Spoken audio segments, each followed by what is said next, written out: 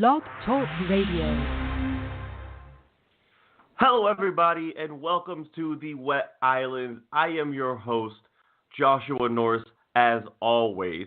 And today we are going to be previewing the upcoming 2016-2017 Los Angeles Kings season. What we're going to be labeling it this year is the year of the rebuttal, the year of the second chance.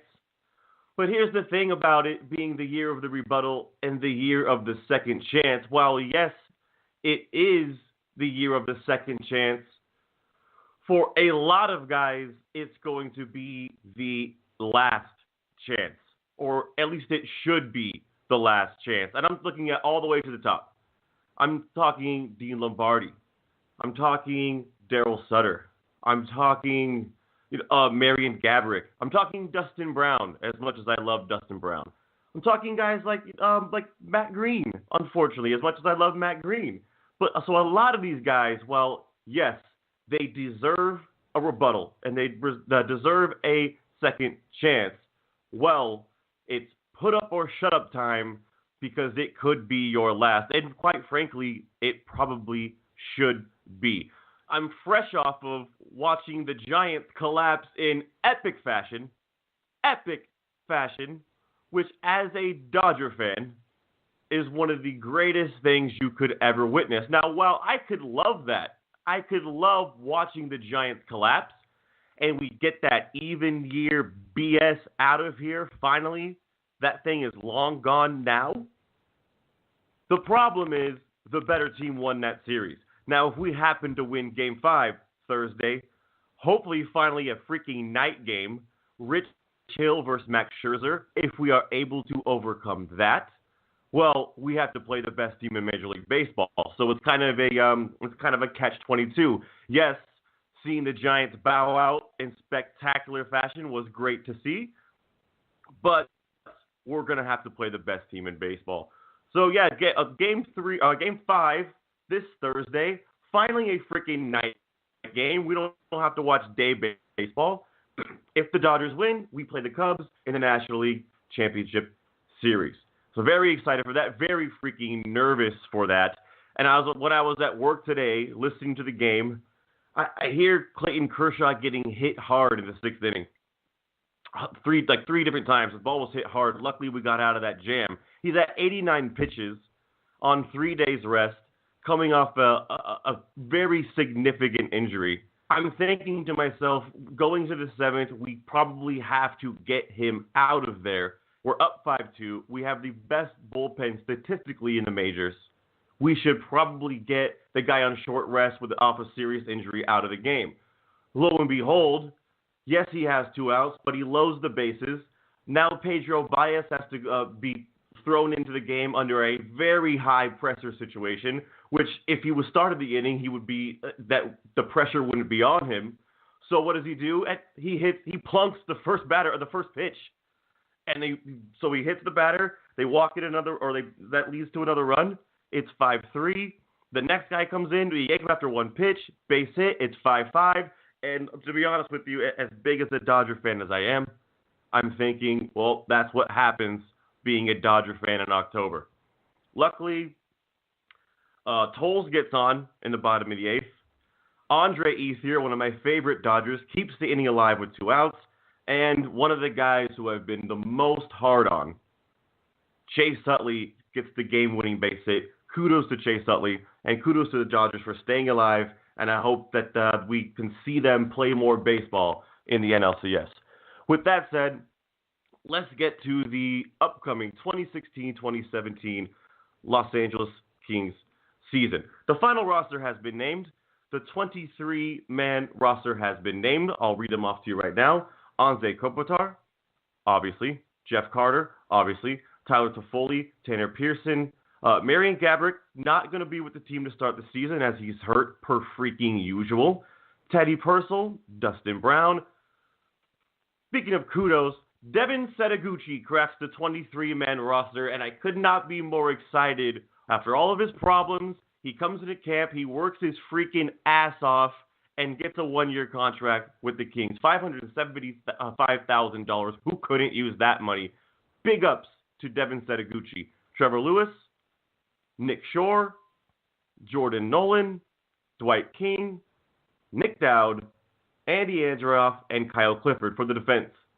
Drew Doughty, Jake Muzzin, Alec Martinez, Braden McNabb, Derek Forbert, huge pop, Tom Gilbert, and Matt Green.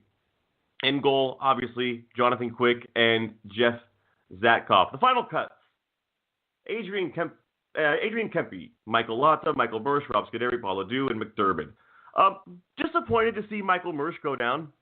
I don't want to bury any of the guys that made the roster. They made the roster. That's fine. I was a big fan of Michael Mersch, and I thought that he could maybe get a look in Dwight King's role, but maybe they felt that he wasn't ready quite yet. That's fair. I trust the judgment, being that this is the year of the rebuttal. That's fine. If it doesn't work out, I hope to see him up, in the middle of the season sometime. Look, Rob Scuderi. I know that I've been burying him in previous shows, and I've said that I don't want him on the roster. Look, I'm not necessarily happy that that some guy's not where he wants to be, but it's just the business, and the team is better without him on the 23-man roster. But he's still playing hockey. He'll be down in Ontario. I'm sure we'll have injuries on the back end.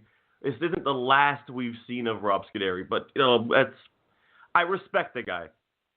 He was part of one of the cup wins. I respect Rob Scuderi, but it's just you got to do what you got to do, and you got to better your hockey team the best way that you possibly can. So here's what we're gonna do. We're gonna go by player, and we'll preview each guy. Look, when I say it's the year of the rebuttal and the year of the second chance, obviously there's guys that this doesn't apply to. Talking about the Anze Kopitars, the Jeff Carters, the Tyler Toffoli's, even the Tanner Pearsons, Drew Doughty, Jake Muzzin. Yes, Jonathan Quick, because I know that if I don't say him, I know I'll probably get flamed on Twitter. So yes, Jonathan Quick as well. But this pertains to a lot of the guys who are maybe turning a corner in their career. So here we go. Anze Kopitar, 25 goals, 49 assists, 74 points. Quite arguably his best season as a Los Angeles King. Very well could be his best season. He has not missed a beat. 29 years old, in the prime of his career. Anze Kopitar, world-class player. Nothing more to say about Anze Kopitar. Jeff Carter, 24 goals, 38 assists, 62 points. He matched his last season's total. Look, we need a guy like Jeff Carter. If we don't have Jeff Carter, then we only have Tyler Toffoli. So that's it. I mean, as far as pure goal scorers go. So we need them both. Teams can't just have to key on one guy to score the goals. So Jeff Carter, I would like, I'd like him to score a little bit more, but Jeff Carter's going to be there, and he is one of our pure goal scorers. That rebuttal, that second chance thing doesn't apply to Jeff Carter. Tyler Toffoli, probably our best goal scorer.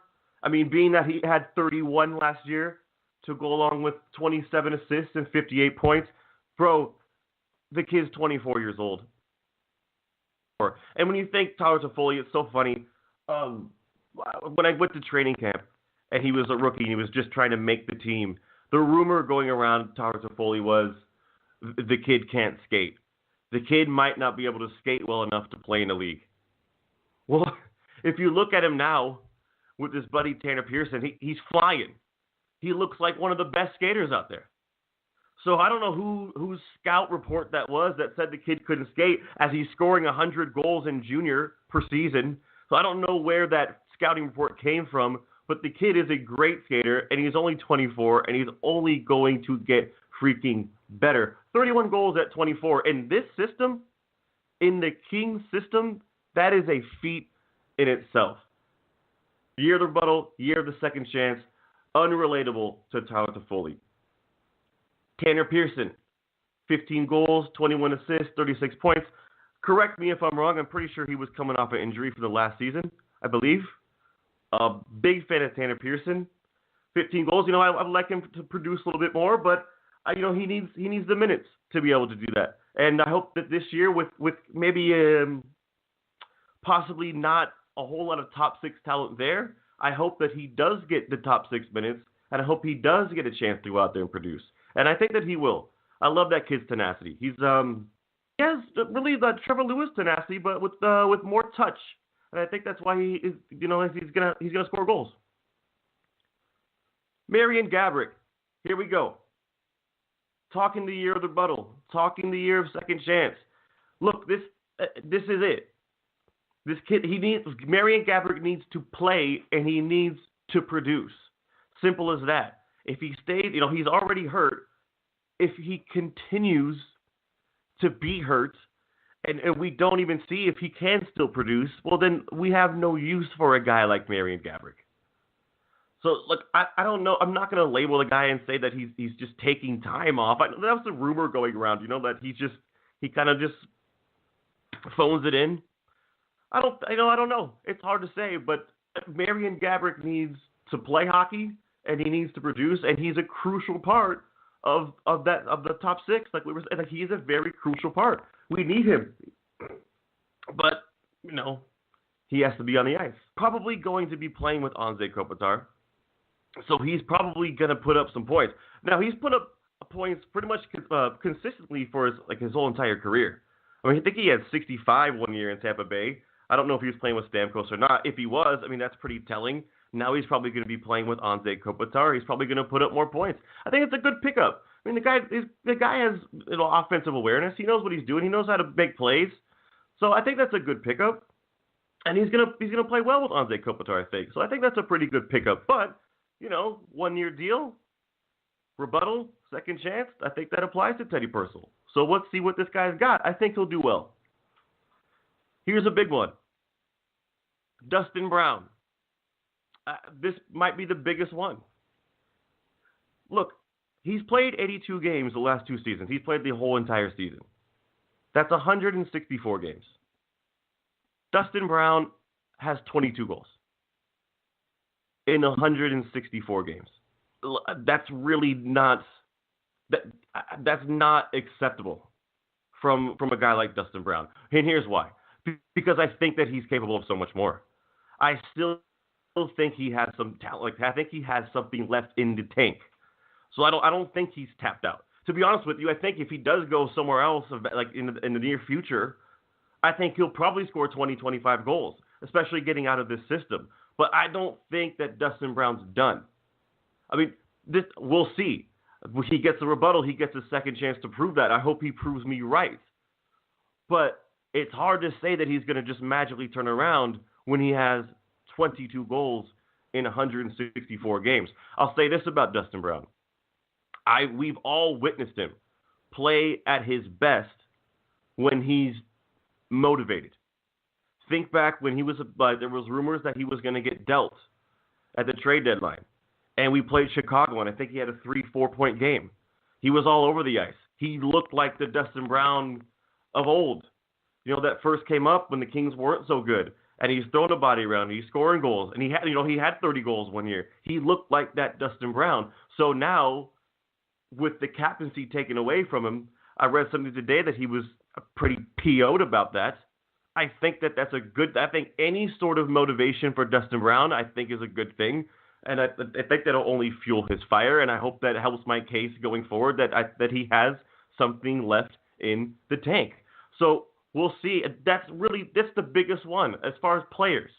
Rebuttal, second chance. This is it for Dustin Brown, and I really, really hope that he proves me right. When we got bounced out, I had this conversation with a couple family members of mine. And Dustin Brown, you have to love him for this reason. He could have gone places. He could have gone elsewhere. He could have. But he didn't. He was the captain of Los Angeles Kings. He wanted to be a Los Angeles King. Bro, with the exception of some of the core guys we have now, before in the history of the franchise, how many guys really wanted to be a Los Angeles King for this long? Really, it's really almost non-existent. But Dustin Brown was one of those guys, and he probably has made less money in his career because of that. So I would hate to see him get shipped off. But as we said earlier, look, the business is the business. We were talking like, would you hang up Dustin Brown's jersey in Staples? Look, I think unanimously when I asked that question, people would say no. But for those reasons, for wanting to be a Los Angeles King, as a loyal Los Angeles Kings fan, pretty much since I came out of the freaking womb, to see a guy want to play for my team, and he with the 2 Stanley Cups, and he was the captain, you gotta have love for Dustin Brown. But look, again, I said it before. I probably said it ad nauseum now. Business is the business. Look, it's time to put up or shut up for Dustin Brown. 22 goals, 164 games, that's not enough. We need more out of Dustin Brown, and I think he's going to give it to us.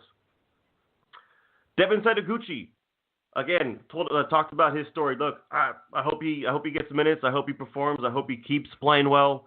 I know my cousin witnessed him live at the preseason game against the Ducks. He said that guy is on a mission.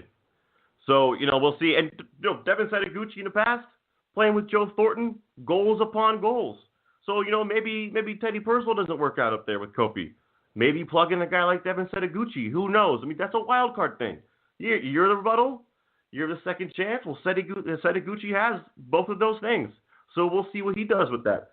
Trevor Lewis, 8 goals, 8 assists, 16.75 games. Obviously, we don't need to talk about Trevor Lewis's offensive numbers. That's not who he is. That's not who he's ever going to be. Trevor Lewis does so many other things that, look, that year, the rebuttal thing, the second chance, does not apply to Trevor Lewis. Trevor Lewis's tenacity, his forecheck, his backcheck, his defensive work. Trevor Lewis is a perfect third liner for us. And I hope he does the same thing. Just keep doing your Trevor Lewis thing. Nick Shore, 10.68 games. I think the jury's out on Nick Shore a little bit. I know when he came up, a lot of people were saying that he had great face-off ability, and look, I didn't see it so much. We'll see. I think that he's good defensively in his own zone. I think he has a good body position down low when he's playing D. So I think that's something to be said about Nick Shore, but I think the jury's still out on Nick. We'll see. We'll see what he does. I mean, there's 14 forwards on the roster to start the season, 15 including Marian Gaborik, who will be back as soon as he recovers from injury. We'll see. We'll see if Nick Shore. We'll see. He'll get a chance. Dwight King, 7 goals, 6 assists, 13 points. As I was saying earlier, I think, look, I guess he deserves one. Rebuttal, second chance. He deserves one. Look, I hope that if he does kind of look like the Dwight King we're used to seeing, I hope that he improves his game. I'm not a big fan of it. I think he's late to a lot of spots. I think he's good down low with his big body. I don't think he's nearly as physical enough as he needs to be. I think he has good hands, but he's just, for my liking, especially in our own zone, I find Dwight King to be late to too many spots. And I think it hems us in, and I think we get in trouble. But, I don't want to bury Dwight King. Again, let me put some things over about Dwight. He gets in tight. He has good hands. He has good body position. When he has the puck, he's pretty good when he has the puck and when he can get to spots. The problem is, doesn't really get to spots all that often. So we'll see. If he plays well, I'm more than happy to have him stay on the 23-man roster. If he starts to look like the Dwight King of old, I would love to see a guy like Michael Mersch come back up and maybe take his spot and see what he can do. So we'll see. A rebuttal second chance for Dwight King, that's fine by me. Nick Dowd, not too many numbers to go off of. He didn't have a goal in 5 games last season, but I liked what I saw from Nick Dowd. I liked his creativity. I think he was playing the third line minutes anyways. So, but I liked what I saw from him. He'll probably be left out. He'll probably be healthy for the first couple of games, but he'll get in there. And I hope he doesn't have a short leash. The Kings have a tendency to put short leashes on young kids, and when they make a mistake, it's like bang. They're in the press box, or they're back in Ontario, they're back in Manchester, what have you. I remember Jake Muzzin when he first came up. He made the opening night roster. He played opening night. He made one mistake at the blue line, and it was like pretty much back to the minors. Back to the minors he went. Luckily, Jake Muzzin turned out to be our second best defenseman, but he was on a short leash. I guess maybe it quote unquote worked for him. I think he always had that. I think his game was always good, but he was on a short leash. Teddy Purcell, as I said before, short leash. Was afraid to make a mistake. He was under Andy Murray at the time. When he got shipped out to Tampa Bay, he was on record and said, I was too afraid to make a mistake. And I think that's not how you play young kids. I think you let them go out there with a clear head. Don't make them think, because when they start thinking, that's when the mistakes are going to come. So when it comes to a guy like Nick Dowd, if you are going to play him, throw him out there with no leash. Just let the kid go. See what he can do. If you don't like it, you can send him down and let him hone his game a little bit. So that I like him. I think we need creativity. I think Nick Dowd can bring that. So let's see what he can do. Andy Andrioff, 10 points, 8 goals, 2 assists. Look, I think he's a good fourth liner. Obviously, he's not going to be like a guy that scores a lot of goals. Here's what I love about Andy Andrioff. As I said in the last show, look, maybe that show didn't sound so hot. I was having problems with my Wi-Fi and stuff like that. But what I was saying about Andy Andrioff is when the Kings were on a roll and when the Kings were 25-11-2, Andy Andrioff was a mainstay in the lineup. Obviously, that doesn't mean he had much of anything to maybe do with that. But Andy Andrioff was a mainstay in it.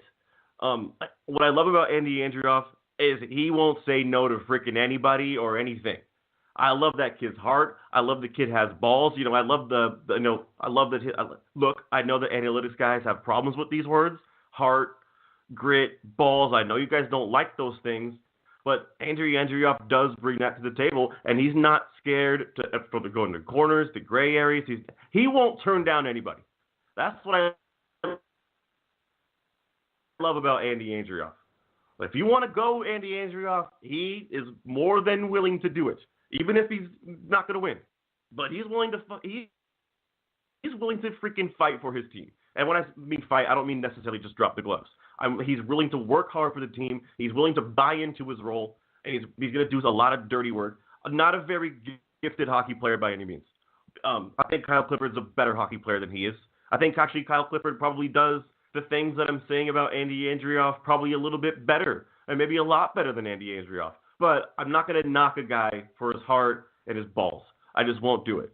I can knock the guy for his talent, sure, but that's not what he is. He's not that's not what he's going to bring to this table. Again, I mentioned Kyle Clifford. Look, I'm a big Kyle Clifford fan. I know a lot of analytics guys don't necessarily like Kyle Clifford. He does, again, I think a lot of the things that I said about Andrioff, I think Kyle Clifford does better, and I think Kyle Clifford's a better offensive player than he is. Not to really compare the two, and not to say there's a competition between the two. It might be. Maybe you don't need an Andrioff and a Kyle Clifford. Who knows? But I'm a big Kyle Clifford fan. I know the analytics guys are not, but I think Kyle Clifford should be in that lineup night in and night out. On to the defenseman. Drew Doughty. 14 goals, 37 assists, 51 points. You know what?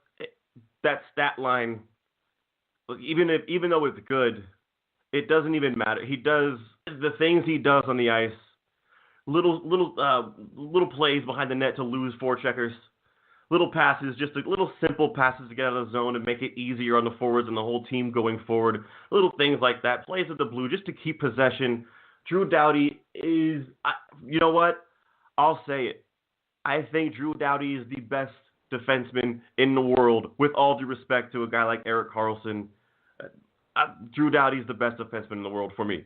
If you have the luxury, I know that a lot of guys on the East Coast, they don't have this luxury. They're in bed by 10:30.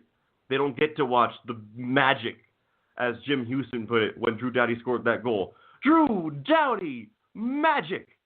Look, they don't have the luxury of watching Drew Doughty's magic, despite, he doesn't have 30 goals like Erik Karlsson or whatever.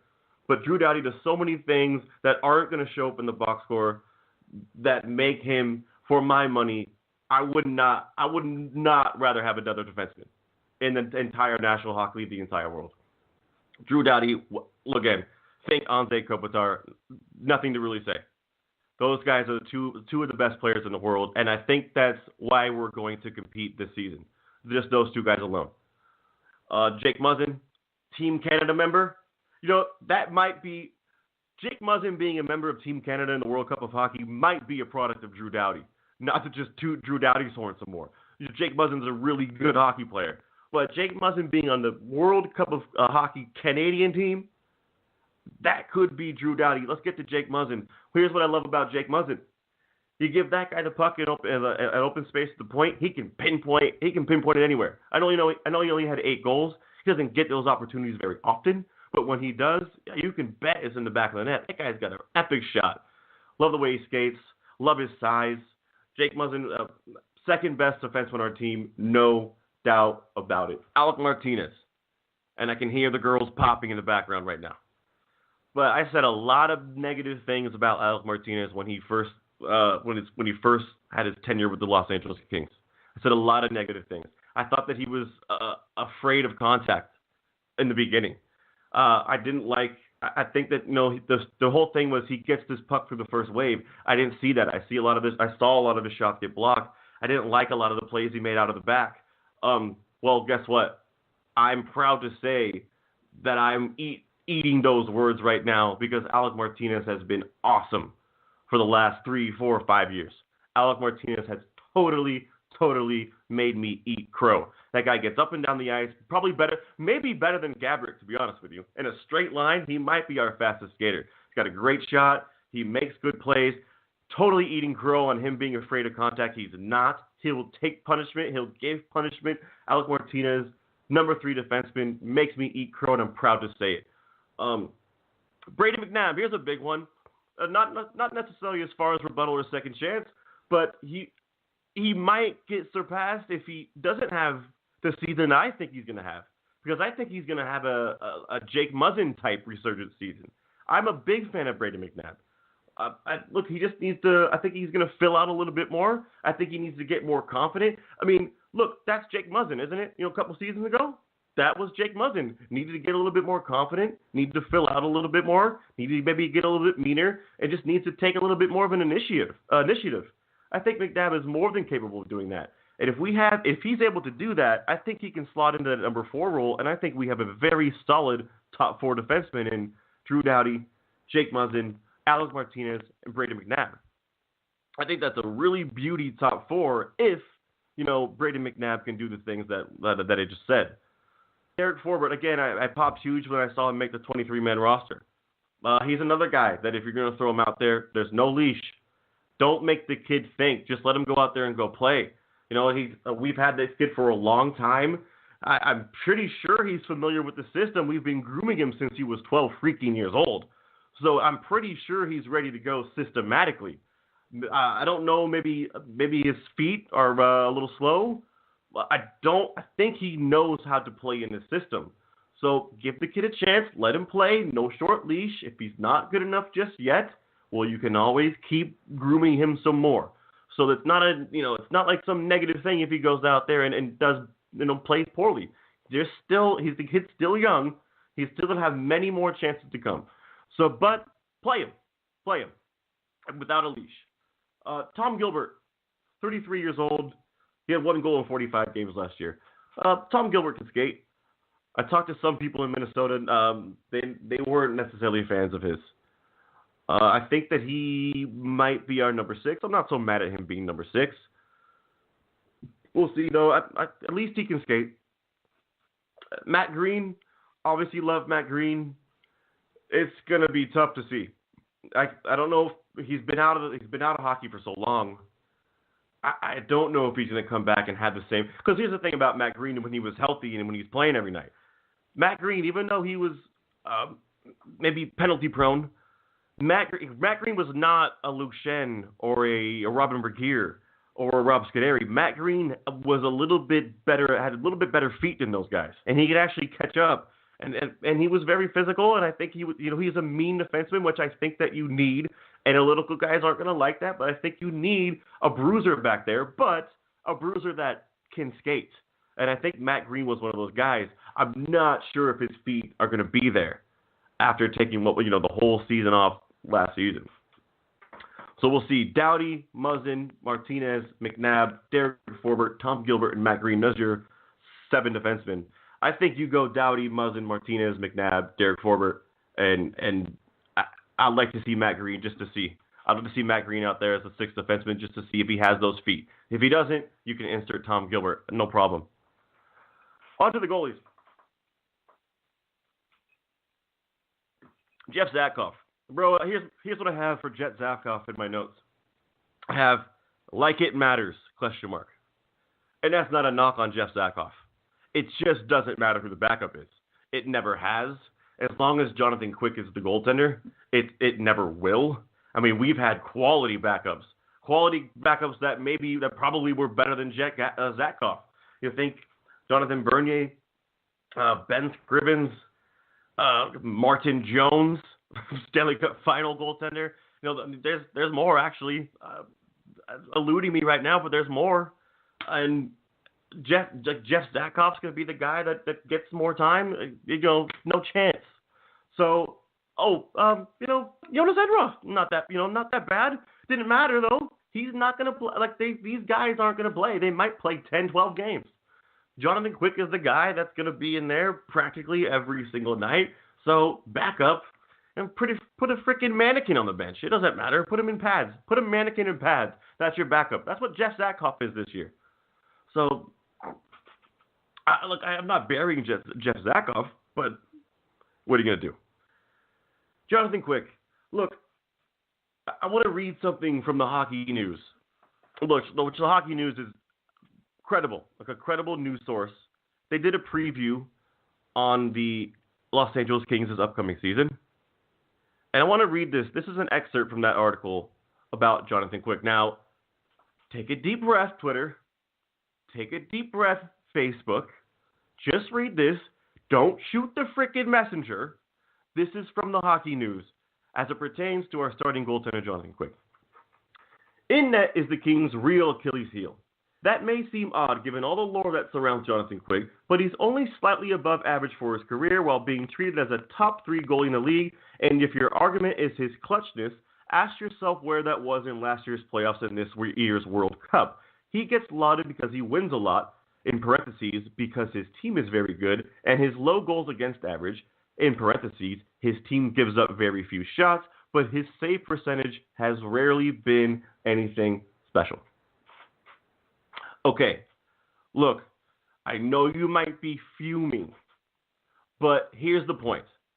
Jonathan Quick goes as the Los Angeles Kings go. Jonathan Quick goes as Team USA goes. Look, that's not a bad thing. That's not a knock. That's not me burying him. What it is a honest-to-God fact. If we play defensively like that we can, and we limit shots, and we limit scoring chances, guess what? Jonathan Quick's going to be a good goaltender. No crap, right? Like that. That's how it works. That's how it works pretty much with any goaltender, with the exception of maybe the elite guys, Carey Price. The Rangers don't give up many shots, but Henrik Lundqvist, an elite one. Carey Price is the best goalie in the world. Hey, their scoring chances, their shots. The Canadians aren't sound defensively, but the Kings are. And I think that Jonathan Quick will go as long as we go. If we play good defensive hockey in front of him, Jonathan Quick's going to be a very, very good goaltender. If we struggle defensively, well, then his numbers are going to drop, and we're going to see really what Jonathan Quick is really made of. I mean, we've seen it. So these things aren't knocks. These things aren't. I'm not like just burying the guy for no reason. I'm not even burying him. I'm just saying, we've seen enough of Jonathan Quick to know what he is and what he isn't. Sure, look, if he gives up a bad goal, I guarantee you there's a highlight reel save to follow. But that's a microcosm of Jonathan Quick. So look, if he gives up the soft goal and he makes the highlight reel save, well, pretty much you can meet in the middle and say, realistically, Jonathan Quick is a slightly above average goaltender. But if his team in front of him plays the way the Los Angeles Kings can play and have played in the past, well, then you got this illusion where Jonathan Quick is a very elite goaltender, and he did have a playoff run where he was an elite goaltender, where the Kings were giving up shots and scoring chances. That was Jonathan Quick's best run. So, I mean, look, that's the Hockey News excerpt right there. That's not me. In net is the Kings' real Achilles heel. So we'll find out. We'll see if Jonathan Quick can actually be what he is lauded as. So, look, that's not a rebuttal thing. That's not a second chance. As the topic has been there. I mean, we have the guy for 17 more years, and he's not going anywhere. He makes $90 million a year. So, he's our goalie for the next, like I said, 90 years. So, look, we're going to have to live and die with Jonathan Quick, and it is what it is. What I think overall of the team, look, if those guys can, like I believe they can, play up to their abilities, like the guys with the second chance and the rebuttals, Marian Gaborik, Dustin Brown, I think we're sitting pretty. I think we have world-class talent on this team. I think we have a structure that if we stick to, I think that we're going to be able to win a lot of games. But we need to do it. We need to stick to it, and we need to get production from maybe the guys that haven't produced as much as they should have in the last couple of seasons. Look, back to the rebuttal second chance thing. Look, we've had a roller coaster over the last 5 seasons. You think we win the Stanley Cup, we go to the conference finals, then we win a Stanley Cup, then we miss the playoffs, then we get bounced out by the San Jose Sharks. That's a roller coaster over the last 5 seasons. So that's really why this season is the year of the rebuttal and the year of the second chance. Look, so we've missed the playoffs. We got bounced with the Sharks in 5 games. Here we go. Slate clean, but make sure you do something with that clean slate. And I think that a guy like Dustin Brown, I think Marian Gaborik, I think these guys are definitely more than capable. I see us making the playoffs because we have world-class talent. Who knows? I think maybe we're going to have to make some additions come trade deadline time. I don't know if, maybe McNabb won't perform like the way I think he's going to. Maybe Brown and Gaborik aren't going to be able to do that, so maybe we are going to need to add. But I think the team as is right now is definitely capable of making the playoffs. So that's it, everybody. That's my season preview for 2016-2017. Tomorrow, again, we will be live after the opening night. Los Angeles Kings at the San Jose Sharks. We will be live immediately following the game. Please call in with your questions or comments after the game. And again, we will be here live. Follow the Wet Island on Twitter at the Wet Island. Add us on Facebook, LA Kings Wet Island. And we will see you tomorrow night. Thanks a lot, everybody. When you don't go to Geico.com, car insurance can be hard. Like early 90s heavy metal hard. I'm yelling and screaming and I'm loud. Roar! Geico makes it easy. You can review and update your policy or report a claim on Geico.com or the Geico mobile app. Because shouldn't we all have a little less stress in our lives? I'm not even upset about anything.